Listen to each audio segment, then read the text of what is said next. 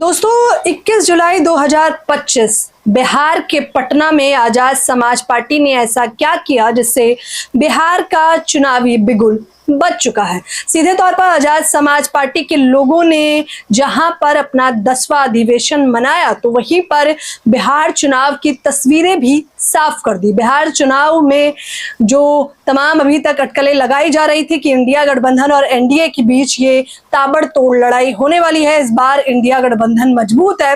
तो अब एक बड़ा चेहरा सांसद चंद्रशेखर आजाद ने सीधे तौर पर एक बड़ा ऐलान कर दिया है। क्या है वो ऐलान, हम आपको बताएंगे। अपने एक्स ट्विटर हैंडल के माध्यम से जो जानकारी मिली है और जो लिस्ट जारी की गई है वो जानकारी बतौर जनता आप लोगों को जान लेना बेहद आवश्यक है, क्योंकि बिहार चुनाव में इस बार एक बड़ा खेला होने वाला है। नमस्कार दोस्तों, आप देख रहे हैं हिंद समाचार और मैं हूं आपके साथ ज्योति यादव। तो सबसे पहले इस पोस्टर पे नजर डालिए जहां पर भीम आर्मी भारत एकता मिशन के 10वें स्थापना दिवस एवं द्वितीय राष्ट्रीय अधिवेशन पर को लेकर बिहार के पटना में सांसद चंद्रशेखर आजाद शामिल हुए थे, जहां पर सैकड़ों की भीड़ नजर आई चंद्रशेखर आजाद को सुनने देखने के लिए। जैसा कि अमूमन होता है, लोग आते हैं, सुनते हैं, देखते हैं और वहीं पर सांसद चंद्रशेखर आजाद ने एक बड़ी रणनीति बनाई है।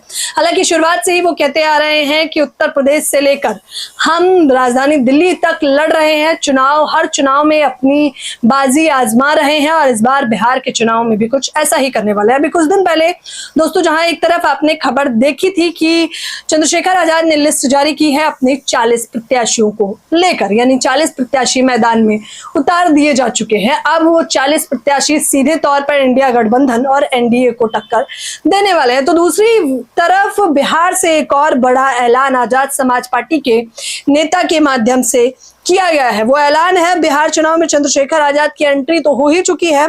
100 सीटों पर लड़ेगी आजाद समाज पार्टी और बिगाड़ेगी खेल। अब किसका बिगाड़ेगी खेल, सीधे तौर पर जो खबरें सूत्रों के साथ से आ रही है वो हम बता देते हैं। इसका सीधा अच्छा खासा असर इंडिया गठबंधन को होने वाला है, जहां इंडिया गठबंधन मजबूती से लड़ाई लड़ रहा है, शिक्षा, रोजगार, स्वास्थ्य पर बात कर रहा है और बता रहा है कि पिछड़ा और अति पिछड़ा का अपमान बिहार में किया गया है और इस बार अपमान का बदला लेने के लिए बिहार में एनडीए सरकार को जमीन पर लाना पड़ेगा, इनकी सत्ता परिवर्तन करना पड़ेगा। तो वहीं दूसरी तरफ चंद्रशेखर आजाद ने कहा कि दोनों ही पार्टियां, चाहे वो एनडीए हो या इंडिया गठबंधन हो, दोनों ही पार्टियों ने जनता को ठगा है और इस बार दलितों को ठगना बिल्कुल भी बर्दाश्त नहीं किया जाएगा। इसलिए आजाद समाज पार्टी मैदान में है।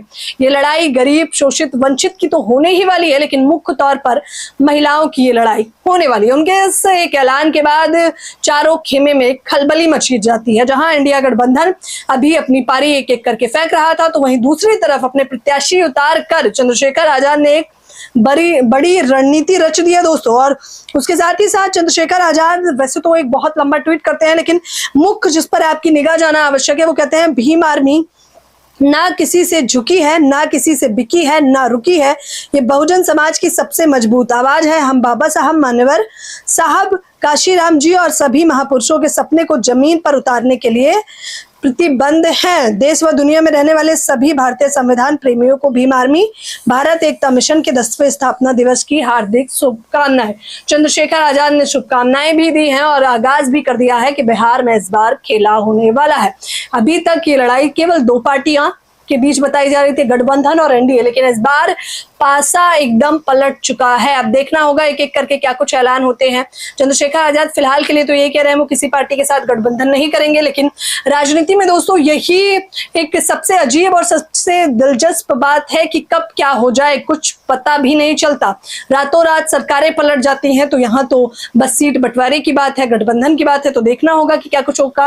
लेकिन इसका सीधा असर बहुजन समाज पार्टी पर पड़ेगा, क्योंकि वो वोट बैंक अब आजाद समाज पार्टी की ओर रुख करने वाला है। फिलहाल इस खबर के बारे में और बिहार चुनाव में क्या कुछ खेला होने वाला है। चंद्रशेखर आजाद ने 40 प्रत्याशी उतारे हैं, 100 का ऐलान और लगातार जारी है। आप लोगों की क्या रणनीति है, क्या लगता है बिहार में कितना कमाल कर पाएंगे चंद्रशेखर आजाद? हमें अपनी प्रतिक्रिया जरूर दें। धन्यवाद।